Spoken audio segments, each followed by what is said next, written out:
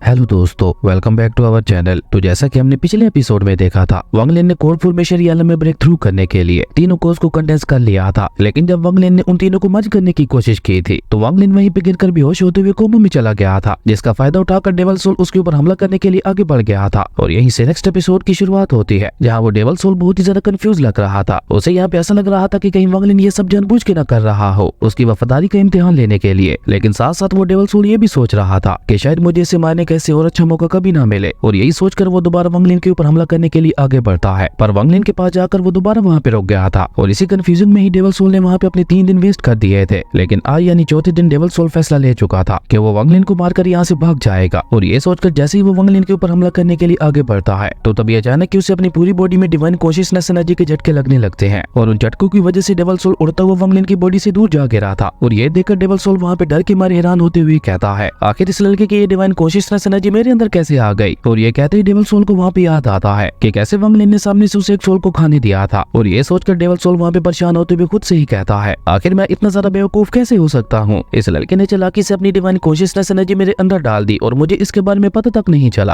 अब मैं क्या करूंगा। अब ना तो मैं इसे मार सकता हूँ और ना ही आप इसे छोड़कर भाग सकता हूँ। और ये सब सोचकर वो डेविल सोल सैड होते हुए वहीं पे वांग लिन की बॉडी के पास बैठ गया था। और इसी तरह वहाँ पे काफी ज्यादा समय गुजर जाने के बाद आखिरकार वांग लिन को भी होश आ जाता है। और वांग लिन वहाँ पे उठते हुए खुद से ही कहता है, मुझे उन तीनों कोर्स को मर्ज करने के मेथड को अंडर एस्टिमेट नहीं करना चाहिए था। लेकिन इसी के साथ वांग लिन यहाँ पे ये भी समझ गया था कि ये इस बॉडी की लिमिट है और इससे ज्यादा ये बॉडी और ज्यादा कोल्ड नहीं सह पाएगी। ये सब सोचकर वांग लिन खुद से ही कहता है, आखिर दूसरे कल्टीवेटर्स कोर फॉर्मेशन रियलम में ब्रेक थ्रू करने के लिए क्या करते होंगे। मुझे भी जल्द से जल्द कोर फॉर्मेशन रियलम में ब्रेक थ्रू करने के लिए कोई ना कोई रास्ता ढूंढना ही होगा। और ये सारी बातें सोचकर वांग लिन वहाँ पे खड़े होते हुए डेविल सोल के पास आता है। और वांग लिन को अचानक अपने पास देखकर वो डेविल सोल डर के मारे वांग लिन से पीछे हटते हुए उससे कहता है, मास्टर मैंने कुछ भी नहीं किया, मैं तो बस बाहर आकर आपकी बॉडी को गार्ड कर रहा था। ये सुनकर वांग लिन कोल्ड टून में उसे दोबारा फ्लाइंग स्वॉर्ड के अंदर जाने के लिए कहता है। वांग लिन की ये बात सुनकर वो डेविल सोल भी डरते हुए चुपचाप वहाँ पे फ्लाइंग स्वॉर्ड के अंदर चला जाता है। वहीं दूसरी तरफ अब मूवमेंट को देखते हैं, जो कि अलग अलग वहाँ पे स्पिरिचुअल रूट्स का यूज करके पिल्स को रिफाइन करने की कोशिश कर रही थी। लेकिन उसी के साथ साथ उसे यहाँ पे वांग लिन की काफी ज्यादा फिक्र भी हो रही थी। वो वांग लिन के बारे में सोचते हुए खुद से ही कहती है, उसे यहाँ से गए हुए काफी दिन हो चुके हैं लेकिन अभी तक उसकी कोई भी खबर नहीं है। लेकिन मुझे नहीं लगता उसके लिए कोर फॉर्मेशन रियलम में ब्रेक थ्रू करना इतना ज्यादा आसान होने वाला है, क्योंकि हमारे फायर बर्निंग किंगडम के सबसे बड़े जीनियस को भी कोर फॉर्मेशन रियलम में ब्रेक थ्रू करने के लिए पूरे 30 साल लग गए थे। और अभी मूवमेंट यहाँ पे ये सब सोच ही रही थी कि तभी वांग लिन भी वहाँ पे आ जाता है, जिसको देखते ही मूवमेंट को एक झटका लगता है और वह हैरान होते हुए अपने मन में कहती है, इसकी कल्टीवेशन तो वाकई पहले से कई गुना ज्यादा बढ़ चुकी है, लेकिन इतने कम समय में इसने खुद को इतना ज्यादा पावरफुल कैसे बना लिया। लेकिन इस सब के साथ साथ मूवमेंट को यहाँ पे वांग लिन से बहुत ज्यादा डर भी लग रहा था, क्योंकि उसके मुताबिक वांग लिन डेथ स्पेल वाली इवल टेक्निक को प्रैक्टिस कर रहा था, जिसको पूरी तरह से मास्टर करने के लिए फीमेल यिन एनर्जी की भी जरूरत होती है। और यही सोचकर मूवमेंट को यहाँ पे वांग लिन से बहुत ज्यादा डर लग रहा था। और जैसे जैसे वांग लिन वहाँ पे उसकी तरफ बढ़ रहा था तो धीरे धीरे वहाँ पे उसका डर भी बढ़ता जा रहा था। लेकिन वांग लिन वहाँ पे उसे पूरी तरह से इग्नोर करते हुए सीधा सी ड्रैगन के स्केलेटन के पास चला गया था। और वो सी ड्रैगन के स्केलेटन के कलर को देखकर मूवमेंट से सवाल करते हुए पूछता है, इस सी ड्रैगन स्केलेटन का कलर पर्पल क्यों हो गया है। जिस पे मूवमेंट थोड़ा डरते हुए वांग लिन को बताती है कि इस ड्रैगन की बॉडी के अंदर चारों तरफ पॉइजन फैला हुआ था, जिसकी वजह से धीरे धीरे इसकी स्पिरिट बोन्स का कलर चेंज हो रहा है। मूवमेंट की ये बात सुनकर वांग लिन वहाँ पे काफी ज्यादा सीरियस हो जाता है और वो उस पॉइजन को देखकर मूवमेंट से सवाल करते हुए पूछता है कि आखिर ये किस तरह का पॉइजन है। और जब ये सी ड्रैगन जिंदा था तो तब तो इसकी बॉडी के ऊपर किसी भी पॉइजन का कोई भी असर नहीं दिखाई दे रहा था। जिस पे मूवमेंट उसे जवाब देते हुए बताती है कि ड्रैगन की बॉडीज के अंदर एक खास तरह का टॉक्सिक केमिकल होता है, जो कि उन्हें किसी भी किस्म के पॉइजन से बचाता है। लेकिन अब क्योंकि ये ड्रैगन मर चुका है तो इसलिए धीरे धीरे अब वो पॉइजन इसकी स्पिरिट बोन्स को अपने चपेटे में ले रहा है। मूवमेंट की ये बात सुनकर वांग लिन को अचानक ही वहाँ पे एक आइडिया आता है और वो अपने मन में कहता है, अगर मेरी ये बॉडी कोल्ड को बर्दाश्त नहीं कर सकती तो मुझे अपनी इस बॉडी को ही पूरी तरह से कोल्ड बना देना चाहिए। और ये सोचकर वांग लिन उस सी ड्रैगन के स्कल को अपने पास रख के वहाँ से जाते हुए मूवमेंट से कहता है, जब मैं कोर फॉर्मेशन रियलम में ब्रेक थ्रू कर जाऊंगा उसके बाद मैं तुम्हें आजाद करते हुए तुम्हें तुम्हारे क्लैन में वापस छोड़ आऊंगा। और ये कहकर वांग लिन वहाँ से सीधा डेविल सी की 14th वैली के अंदर आ गया था, क्योंकि ये जगह डेविल सी की सबसे ठंडी जगह थी, जो कि वांग लिन की प्रैक्टिस के लिए बिल्कुल परफेक्ट जगह थी। और 14th वैली में आने के बाद वांग लिन धीरे धीरे वहाँ से नीचे जाने लगता है। लेकिन एक पॉइंट पे आकर वांग लिन वहीं पे रुक जाता है, क्योंकि वो जगह इतनी ज्यादा ठंडी थी कि वो वांग लिन की कोल्ड स्पिरिचुअल एनर्जी को भी फ्रीज कर रही थी, जो देखकर वांग लिन वहाँ पे एक बार फिर से अपनी कल्टीवेशन को स्टार्ट करते हुए अपनी तीनों कोर्स को आपस में मर्ज करने की कोशिश करने लगता है। लेकिन चलिए आइए तब तक हम जान लेते हैं कि वांग लिन के डेविल सी में आने के बाद ज़ुआनवू किंगडम में क्या क्या हुआ। तो वांग लिन के डेविल सी में आ जाने की वजह से ज़ुआनवू किंगडम में फायर बीस्ट की प्रॉब्लम भी सोल्व हो गई थी, लेकिन वहाँ पे अभी भी फायर बर्निंग किंगडम और ज़ुआनवू किंगडम के दरमियान जंग उसी तरह से चल रही थी। और इसी तरह गुजरते वक्त के साथ साथ फायर बर्निंग किंगडम पूरी तरह से अपने पैर ज़ुआनवू किंगडम में जमा चुका था, जिसकी वजह से अब फायर बर्निंग किंगडम के लोग ज़ुआनवू किंगडम के लोगों पर भारी पड़ रहे थे, जिसको देखते हुए मजबूरन जुआनमू किंगडम को भी फायर बर्निंग किंगडम को एक्सेप्ट करना पड़ा और इस तरह उन दोनों किंगडम्स के दरमियान समझौता हो गया। और रही बात वांग लिन की, तो वांग लिन अभी भी 14th वैली की डेप्थ में बैठा हुआ अपने पूरे दिलो जान से कल्टीवेट कर रहा था, जिसकी वजह से उसकी कल्टीवेशन वहाँ पे बहुत ज्यादा इंप्रूव हो गई थी। और यहाँ पे उसका हेमली पल भी उसकी बहुत ज्यादा मदद कर रहा था, जिसकी वजह से वो वहाँ पे बिना कुछ खाए पिए अपना पूरा फोकस अपने प्रैक्टिस के ऊपर लगा पा रहा था। और इसी तरह वहाँ पे कल्टीवेट करते करते वांग लिन को वहाँ पे 6 महीने से भी ज्यादा का समय बीत जाता है, लेकिन वो अभी भी वहाँ पे उसी तरह से अपनी प्रैक्टिस में लगा हुआ था। लेकिन जैसे जैसे उसकी कल्टीवेशन वहाँ पे इंप्रूव हो रही थी, वैसे वैसे वो धीरे धीरे 14th वैली की ओर भी नीचे जाता जा रहा था, जिसकी वजह से अब धीरे धीरे वहाँ पे उसकी बॉडी भी जमने लगी थी। उसके बाद हमें पूरे 2 साल बाद का सीन दिखाया जाता है, जहाँ पे वांग लिन अभी भी उसी तरह से अपनी प्रैक्टिस में लगा हुआ था, लेकिन अब वहाँ पे उसकी आधी से भी ज्यादा बॉडी बर्फ में जम चुकी थी। पर अभी भी वो वहाँ पे उन तीनों कोर्स को आपस में मर्ज नहीं कर पाया था। और इसी तरह देखते ही देखते 3 साल गुजर जाते हैं और अब वांग लिन वहाँ पे 14th वैली के बिल्कुल निचली सतह पे आ गया था और वहाँ पे वांग लिन के फेस के अलावा उसकी पूरी बॉडी बर्फ में जम चुकी थी। लेकिन आज फाइनली वांग लिन अपनी तीनों कोर्स को मूव करने में कामयाब हो गया था और जैसे वो उन तीनों कोर्स को आपस में जोड़ते हुए मर्ज करने की कोशिश करता है, तो इस बीच वांग लिन का फेस भी फ्रीज हो गया था। लेकिन उसके बावजूद भी वांग लिन वहाँ पे हार नहीं मानता। आज उसने ठान ली थी कि आज वो उन तीनों कोर्स को आपस में मर्ज करके रहेगा। और इसी तरह बहुत ज्यादा मेहनत के बाद वांग लिन ने आखिरकार उन तीनों कोर्स को आपस में मर्ज करते हुए कोर फॉर्मेशन में ट्रांसफॉर्म कर ही दिया था। और ऐसा होते ही वांग लिन की बॉडी के ऊपर जो बर्फ जम चुकी थी वो भी वहाँ पे डिस्ट्रॉय हो जाती है और उसी के साथ वहाँ पे वांग लिन की बॉडी से बहुत ही ज्यादा पावरफुल कोल्ड ऑरा निकलने लगा था। और वांग लिन उस कोर को देखते हुए खुद से ही कहता है, इसे पूरी तरह से अब्जॉर्ब करने का मेरे पास एक ही मौका है और अगर मैं इसमें फेल हो गया तो मेरे 3 सालों की पूरी मेहनत बेकार चली जाएगी और मुझे दोबारा जीरो से स्टार्ट करना पड़ेगा। लेकिन वांग लिन अपनी इस मेहनत को ऐसे ही बेकार नहीं जाने देने वाला था, क्योंकि अगर उसके पास टियान लई डैन पिल हुई तो बहुत ही इजीली कोर फॉर्मेशन रियलम में ब्रेक थ्रू कर जाएगा। इसलिए वो अपनी प्रैक्टिस को वहीं पे रोक देता है। पर 3 सालों की इतनी ज्यादा हार्ड प्रैक्टिस की वजह से अब वांग लिन वहाँ पे अपनी आइस फ्लेम को भी समन कर पा रहा था, जिसको देखते हुए वांग लिन खुद से ही कहता है, ये तो कोर फॉर्मेशन रियलम और डेथ फॉरबिडन रियलम में ब्रेक थ्रू करने के असरात है। लेकिन अभी वांग लिन वहाँ पे ये सब सोच ही रहा था कि तभी उसे अपने नीचे बहुत सारे स्पिरिट बीस्ट की बोन्स दिखाई देती है, जो देखकर वांग लिन 14th वैली की आखिरी लेयर को भी डिस्ट्रॉय करते हुए नीचे चला जाता है। और वो जगह देखने में बिल्कुल स्पिरिट बीस्ट के कब्रिस्तान की तरह लग रही थी, क्योंकि वो जगह चारों तरफ से स्पिरिट बीस्ट के बोन्स से भरी हुई थी। और उन स्पिरिट बोन्स को देखकर अचानक ही वांग लिन को वार गॉड ऑफ टेंपल वाली वेपन रिफाइनिंग टेक्निक की याद आती है, जिसके लिए उसे एक बहुत ही ज्यादा पावरफुल रिएक्टर यानी वेपन फर्नेस की जरूरत थी, जिसको सिर्फ एक हाई लेवल के स्पिरिट बीस्ट की बोन से ही बनाया जा सकता था। इसलिए वांग लिन वहाँ पे अपनी पावर का यूज करते हुए एक एक करके वहाँ पे सभी स्पिरिट बोन्स को चेक करने लगता है। लेकिन उसे वहाँ पे वेपन रिफाइनिंग के लिए कोई भी सूटेबल स्पिरिट बोन नहीं मिल रही थी, क्योंकि वांग लिन यहाँ पे लेवल 10th का फर्नेस बनाना चाहता था, जो कि इस पूरे वर्ल्ड में भी सिर्फ चंद ही लोगों के पास थे। और तभी वांग लिन वहाँ पे अपनी पावर को रिलीज करते हुए चारों तरफ अपनी पावर को फैला देता है और वो वहाँ पे अपनी पावर का यूज करते हुए एक साथ उन सभी स्पिरिट बोन्स को चेक करने लगता है। पर उसकी पावर को वहाँ पे कोई भी स्पिरिट बोन बर्दाश्त नहीं कर पा रही थी, जिसकी वजह से वो सब स्पिरिट बोन्स वहाँ पे डिस्ट्रॉय होती जा रही थी। लेकिन इस बीच एक स्पिरिट बीस्ट का स्कल वांग लिन की पावर को बर्दाश्त कर लेता है, जो देखकर वांग लिन भी सीधा उसी स्पिरिट बीस्ट के स्कल के पास आ गया था। लेकिन वो स्पिरिट स्कल भी सिर्फ एक नाइट ग्रेड का रिएक्टर यानी फर्नेस बनने के लायक था, जो देखकर वांग लिन वहाँ पे खुद से ही कहता है, इतनी ज्यादा मेहनत के बावजूद भी मुझे सिर्फ ये नाइट ग्रेड का ही फर्नेस मिला है, जबकि वेपन रिफाइनिंग के लिए मुझे 10th ग्रेड के फर्नेस की जरूरत थी। लेकिन अब क्योंकि वांग लिन के पास कोई और रास्ता नहीं था, तो इसलिए वो उसी नाइट ग्रेड के फर्नेस को ही वेपन रिफाइनिंग के लिए यूज करने लगता है। पर वांग लिन यहाँ पे ये बात नहीं जानता था कि उसे जो वॉर ऑफ टेंपल से वेपन रिफाइनिंग की टेक्निक मिली थी, उसे अपने फुल पोटेंशियल के साथ भी यूज करने के लिए सिर्फ 6 ग्रेड के फर्नेस की जरूरत थी। पर वांग लिन तो उस टेक्निक के लिए एक नाइट ग्रेड के फर्नेस का यूज कर रहा था, इसलिए वांग लिन को यहाँ पे वेपन रिफाइनिंग में ज्यादा मुश्किल नहीं होने वाली थी। और उसी के साथ उसके रिफाइन किए हुए वेपन्स की पावर्स भी नॉर्मल वेपन से डबल होने वाली थी। उसके बाद वांग लिन वहाँ पे अलग अलग ट्रेस को उस फर्नेस के अंदर डालते हुए अपनी फ्लाइंग सोर्ड को बाहर निकालकर उससे डेवल सोल को बाहर आने के लिए कहता है। डेवल सोल के बाहर आते ही वांग लिन ने अपनी फ्लाइंग सोर्ड को अपग्रेड करने के लिए उसी फर्नेस के अंदर डाल दिया था, जिसकी वजह से देखते ही देखते सिर्फ थोड़ी ही देर में फ्लाइंग सोर्ड वहाँ पे पूरी तरह से ट्रांसफॉर्म होते हुए एक आइस फ्लाइंग सोर्ड में चेंज हो जाती है, जिसके अंदर अब काफी सारी नई और कमाल की पावर्स भी आ गई थी, जो देखकर वांग लिन के फेस पे भी एक स्माइल आ जाती है। और उसने अचानक ही वहाँ पे अपनी फ्लाइंग सोर्ड को अपनी बॉडी के अंदर ही रख लिया था, जैसे वो फ्लाइंग सोर्ड उसकी बॉडी का ही एक हिस्सा हो। जो देखकर डेवल सोल वांग लिन से पूछता है, मास्टर आपने अपनी फ्लाइंग सोर्ड को तो अपने अंदर रख लिया, तो मैं कहाँ पे रहूंगा? जिसपे वांग लिन उसी वक्त वहाँ पे एक और मैजिक वेपन को रिफाइन करते हुए डेवल सोल को उसके अंदर जाने के लिए कहता है। और ये सब करने के बाद वांग लिन वहाँ पे थोड़ा सीरियस होते हुए खुद से ही कहता है, अब बस मुझे टियान लई डैन पिल की जरूरत है, क्योंकि उसके बगैर मैं कोर फॉर्मेशन रियलम में ब्रेक थ्रू नहीं कर पाऊंगा। और टियान लई डैन पिल को रिफाइन करने के लिए मुझे उस लड़की के लिए एक हाई ग्रेड के फर्नेस को ढूंढना होगा। इसलिए वांग लिन डेवल सी की नैनो सिटी की तरफ जाता है, जो कि डेवल सी की 998 सिटीज में से एक थी। उसके बाद हम वांग लिन को एक अलग ही रूप में नैनो सिटी के पवेलियन हाउस के सामने देखते हैं, जहाँ पे वो मूवमेंट के लिए एक हाई ग्रेड के फर्नेस को ढूंढने के लिए आया हुआ था। और जैसे ही वांग लिन वहाँ पे उस पवेलियन हाउस के अंदर जाता है, तो वहाँ पे मौजूद एक कल्टीवेटर अपनी पावर का यूज करते हुए वांग लिन के पावर लेवल को चेक करने की कोशिश करता है। यहाँ पहले तो उसे वांग लिन फाउंडेशन बिल्डिंग रियलम का कल्टीवेटर लग रहा था, लेकिन अचानक ही वहाँ पे वांग लिन का ऑरा चेंज हो जाता है, जिसकी वजह से अब वांग लिन उस कल्टीवेटर को कोर फॉर्मेशन रियलम का कल्टीवेटर लग रहा था। जो देखकर वो कल्टीवेटर भी चौंकते हुए कहता है कि आखिर ऐसा कैसे हो सकता है, मेरी ये स्किल तो आज तक कभी गलत नहीं हुई, फिर आज ऐसा क्यों हो रहा है? कहीं ये पर्सन पर्सन अचानक एक और फॉर्मेशन रियल में ब्रेक थ्रू तो नहीं कर गया, लेकिन वो पर्सन वहाँ पे इन सारी बातों को इग्नोर करते हुए सीधा वांगलिन के पास आता है और उससे पूछता है, सर क्या आप मुझे बता सकते हैं कि आपको क्या चाहिए? इस पे वांगलिन उससे एक हाई ग्रेड एल्केमी फर्नेस के बारे में पूछता है। ये सुनकर वो पर्सन वांगलिन को अपने साथ थर्ड फ्लोर पे चलने के लिए कहता है, लेकिन जैसे ही वांगलिन वहाँ से जाने लगता है तो तभी उसे वहाँ पे एहसास होता है कि कोई यहाँ पे उसके ऊपर नजर रखे हुए है। इसलिए वांगलिन वहाँ से जाते हुए उस पर्सन के ऊपर नजर रखने के लिए अपनी डिवाइन कॉन्शियसनेस एनर्जी के एक टुकड़े को वहीं पे छोड़ देता है। वहीं दूसरी तरफ वो पर्सन वांगलिन को थर्ड फ्लोर के ऊपर अपने मास्टर के पास ले जाता है और वो पर्सन वहाँ पे अपने मास्टर को वांगलिन के बारे में सब कुछ बताते हुए कहता है, इन्हें एक हाई ग्रेड एल्केमी फर्नेस की जरूरत है। और ये कहते हुए वो पर्सन खुद वहाँ से भाग गया था। इसके बाद वो मास्टर वहाँ पे वांगलिन को अलग अलग एल्केमी फर्नेस दिखाने लगता है, लेकिन वांगलिन को उनमें से कोई भी फर्नेस पसंद नहीं आ रहा था, क्योंकि वो सभी एल्केमी फर्नेस स्टैनली डैनपेल को रिफाइन करने के काबिल ही नहीं थे। ये देखकर वो मास्टर वांगलिन को अपने पवेलियन हाउस का सबसे खास एल्केमी फर्नेस दिखाता है, जो कि एक नाइन्थ ग्रेड एल्केमी फर्नेस था। और वो मास्टर वहाँ पे वांगलिन को उस फर्नेस के बारे में बताते हुए कहता है कि इस फर्नेस को डाउ ज़िकेलैन ने भी खरीदने की कोशिश की थी, पर उनके पास इस फर्नेस की कीमत अदा करने के लिए इतने ज्यादा पैसे नहीं थे, क्योंकि इस फर्नेस की कीमत टॉप ग्रेड के 1 लाख स्पिरिचुअल स्टोन्स है। और अगर आपके पास 1 लाख के टॉप ग्रेड स्पिरिचुअल स्टोन्स नहीं भी हैं तो आप हमें इसके बदले में कोई खास ट्रेजर भी दे सकते हैं। वहीं उस फर्नेस की इतनी ज्यादा कीमत सुनकर एक पल के लिए तो वांगलिन भी वहाँ पे सोच में पड़ गया था, जो देखकर वो मास्टर वांगलिन से कहता है, अगर आपके पास इतने ज्यादा पैसे नहीं है तो आप पहले वाले फर्नेस में से किसी को पसंद कर लें। लेकिन तभी वांगलिन उस मास्टर को ड्रैगन की स्किन वाले आर्मर के एक टुकड़ा दिखाता है, जिसे देखते ही उस मास्टर की आंखें खुली की खुली रह गई थी और वो उस आर्मर के टुकड़े को छूकर देखते हुए कहता है, ये तो एक मीडियम लेवल की ड्रैगन की स्किन से बना हुआ आर्मर है, आपके पास इस तरह के और कितनी पीसेज है? इस पे वांगलिन अपने स्पेस बैग से काफी सारे सी ड्रैगन आर्मर के टुकड़े को बाहर निकालते हुए उस मास्टर को दे देता है, जो देखकर लालच से उस मास्टर का मुंह भी खुला का खुला रह गया था। और उसके बदले में उस मास्टर ने वांगलिन को वो नाइन्थ ग्रेड एल्केमी फर्नेस भी दे दिया था। और जैसे ही वांगलिन वहाँ से जाता है तो वहाँ पे एक लड़की उस मास्टर के पास आती हुई कहती है, मास्टर मैं जानती हूँ डाउ ज़िकेलैन इस फर्नेस को नहीं खरीद पाया था, और उन्होंने इस हाई ग्रेड एल्केमी फर्नेस को रिजर्वेशन करवा के रखा हुआ था ताकि इस पूरी नैनो सिटी में कोई और इस फर्नेस को ना खरीद सके। और इस लड़के ने अनजाने में इस फर्नेस को खरीद कर अपनी लाइफ को एक बहुत बड़े खतरे में डाल दिया है, क्योंकि अब डाउ ज़िकेलैन इसे मार कर इसे वो हाई ग्रेड का फर्नेस छीन लेगा। वहीं वांगलिन भी पवेलियन हाउस से बाहर निकलते हुए कहता है, उस ड्रैगन स्किन आर्मर की वजह से काफी सारे लोग मेरे पीछे पड़ने वाले हैं, पर मेरे पास उस एल्केमी फर्नेस को खरीदने का कोई और रास्ता भी तो नहीं था, और अगर मैं वहाँ पे ड्रैगन एसेस को बाहर निकाल देता तो फिर तो पूरे डेवल सी में हलचल मच जानी थी। और अभी ये सब सोचते हुए वांगलिन वहाँ से जा ही रहा था कि तभी उसे वहाँ पे एहसास होता है कि अभी भी कोई उसके ऊपर नजर रखे हुए है। और ये एहसास होते ही वांगलिन भी समझ गया था कि उसे अब जल्द से जल्द यहाँ से निकलना होगा, क्योंकि वहाँ पे काफी सारे फाउंडेशन बिल्डिंग रियलम के कल्टीवेटर्स एक साथ वांगलिन के ऊपर नजर रखे हुए थे। और अगर वांगलिन यहाँ पे एक साथ उन सभी के साथ फाइट करता तो वो आसानी से उन सभी को मार तो सकता था, लेकिन इस समय वो खुद भी एक बहुत बड़ी मुसीबत में फंस सकता था। इसलिए वांगलिन चुपचाप वहाँ से निकल गया था। उसके बाद हम डाउ ज़िकेलैन के एक कूसंग को देखते हैं, जो कि कोर फॉर्मेशन रियलम के अर्ली स्टेज पे था। तभी उसके पास उसकी खबरी आकर उसे वांगलिन के बारे में सब कुछ बता देते हैं, और साथ में ये भी बता देते हैं कि बोलल्का वहाँ से काफी तेजी से निकल गया है। ये सुनकर कूसंग ने वहाँ पे अपने खास मैजिकल वेपन का यूज करते हुए थोड़ी ही देर में वांगलिन का पता लगा लिया था। इसके बाद एल्डर कूसंग काफी तेजी से अपने लोगों के साथ वांगलिन को पकड़ने के लिए वांगलिन के पीछे निकल गया था। वहीं वांगलिन भी वहाँ पे अपनी अतिस्केप टेक्निक का यूज करते हुए काफी तेजी से वहाँ से भाग रहा था, लेकिन थोड़ी ही देर में एल्डर कूसंग अपने लोगों के साथ वांगलिन के काफी करीब पहुंच जाता है, और वो लोग ऊपर से वांगलिन के ऊपर हमला करने ही वाले थे कि तभी अचानक उल्टा वांगलिन ने वहाँ पे अपनी डिवाइन कॉन्शियसनेस एनर्जी का यूज करते हुए एल्डर कूसंग के लोगों के ऊपर अटैक करके उन सभी को वहाँ पे एक ही झटके में खत्म कर दिया था, जो देखकर एल्डर कूसंग को भी बहुत ज्यादा गुस्सा आता है, और उसने भी वहाँ पे अपनी एक बहुत ही ज्यादा खास टेक्निक का यूज करते हुए वांगलिन के ऊपर हमला कर दिया था। लेकिन वांगलिन कूसंग के सभी हमलों को डॉज करते हुए किसी तरह से वहाँ से निकल जाता है, जो देखकर एल्डर कूसंग के साथ वाला एल्डर भी पीछे से वांगलिन के ऊपर हमला करते हुए कहता है, लड़के अगर तुम अपनी सलामती चाहते हो तो चुपचाप वो ट्रेजर हमारे हवाले कर दो। लेकिन अभी वो एल्डर ये कह ही रहा था कि तभी अचानक ही वांगलिन ने वहाँ पे अपनी फ्लाइंग सूट का यूज करते हुए उस एल्डर के ऊपर हमला करके उसे वहाँ पे बहुत ही बुरी तरह से घायल कर दिया था। और अपने ऊपर हुए अचानक उस हमले को देखकर वो एल्डर भी हैरान होते हुए कहता है, आखिर ये किस तरह का अटैक था? अगर मैं सही समय पे गायब ना हुआ होता तो आज शायद मैं इस हमले की वजह से मारा भी गया होता। वहीं इस बीच मौके का फायदा उठाकर वांगलिन काफी तेजी से वहाँ से निकल गया था, लेकिन वो तीनों एल्डर्स अभी भी वांगलिन का पीछा करते हुए पीछे से लगातार उसके ऊपर अटैक किए जा रहे थे। और क्योंकि वांगलिन भी वहाँ पे एक साथ उन तीनों एल्डर्स का सामना नहीं कर सकता था, इसलिए वो भी वहाँ पे सिर्फ उनसे बचते हुए काफी तेजी से भाग रहा था। और इसी कमाल के सीन के साथ हमारे अमेजिंग एपिसोड यहीं पे खत्म हो जाता है। दोस्तों अगर आपको ये वीडियो अच्छी लगी तो लाइक कर दें, और अगर चैनल पे नए आए तो सब्सक्राइब करते जाना। तो मिलता है एक न्यू वीडियो में, तब तक के लिए बाय।